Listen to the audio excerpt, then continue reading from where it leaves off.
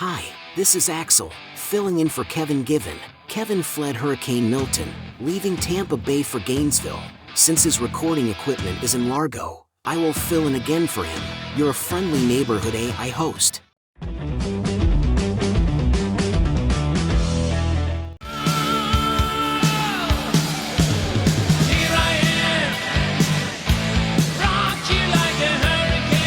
Hurricanes are a yearly occurrence that impacts millions of lives. They're a natural force that can't be avoided, and if you live along the coast, they're just a way of life. Storm surges, flooding, and tornadoes are severe weather events that should be taken seriously. When told to evacuate, it's not just for your safety, but also for the security of emergency personnel who might not be able to reach you, as seen in some of these hurricanes. Following these orders ensures your safety and the safety of those who might come to your aid. More so, all this and more make these hurricanes the worst storms in U.S. history.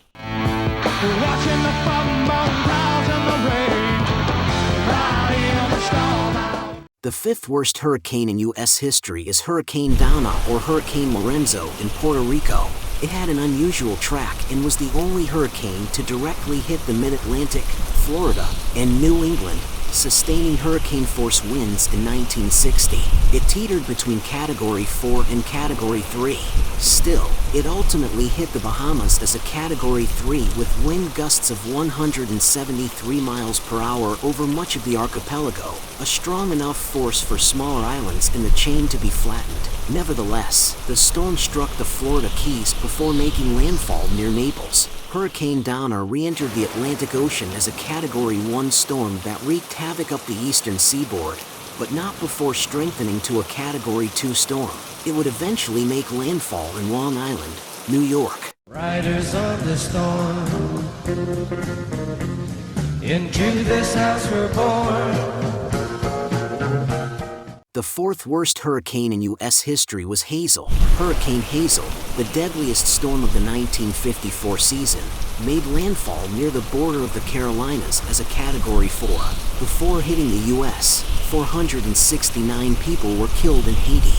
As the system made landfall in Calabash, North Carolina, a further 95 lives were lost. However, when Hurricane Hazel became extratropical, the most significant impact was seen in Ontario, Canada. After unusually high seasonal rainfall and saturation combined with the rainfall of stalling post-tropical hurricane, catastrophic flooding affected the Toronto area.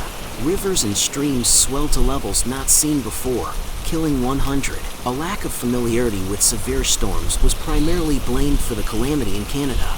Although Hurricane Hazel was post-tropical, it was still at Category 1 strength when it passed through Ontario.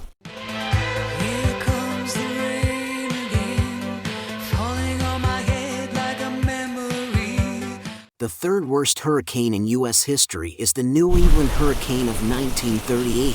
Before the cycle of named hurricanes, these storms were often referred to by years or nicknames. That being said, the New England hurricane of 1938 is also known to some as the Long Island Express, and not for good reasons. Another hurricane with an odd track, this storm mainly stayed out at sea, traveling up the eastern seaboard until it made landfall as a Category 3.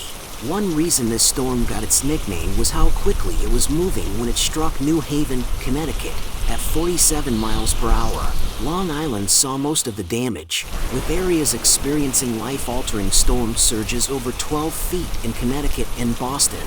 All in all, 57,000 homes and 682 lives were lost. As for a price tag, it was estimated to be $620 million in 1938 dollars.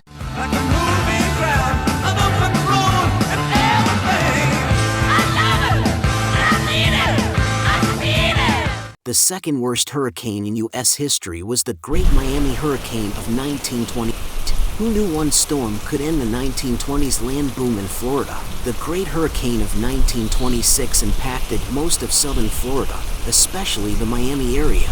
Due to a lack of modern-day technologies, storm reporting relied on ship traffic, which had some flaws. The hurricane formed on September 11th. However, no ships crossed paths with it until September 15th, at which time it had organized into an estimated Category 4. Over the next few days, Turks, Caicos, and the Bahamas were pummeled before landfall in Miami on September 18th. It traveled from Miami, causing widespread destruction until the storm entered the Gulf of Mexico at Fort Myers. High fatalities and destroyed structures were reported after a storm surge broke the levee on Lake Okeechobee, sadly causing hundreds of people to drown.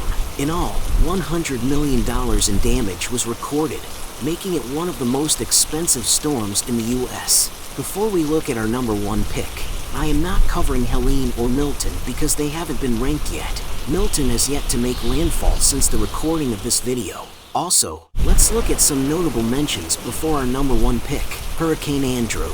Until Hurricane Irma, Hurricane Andrew in 1992 held the title of the most destructive storm to hit the Bahamas, Florida, and Louisiana for 25 years. Hurricane Katrina, in 2005, when the levees failed, many casualties occurred in New Orleans due to flooding and storm surges. Therefore, 1,833 lives were lost as an indirect or direct result.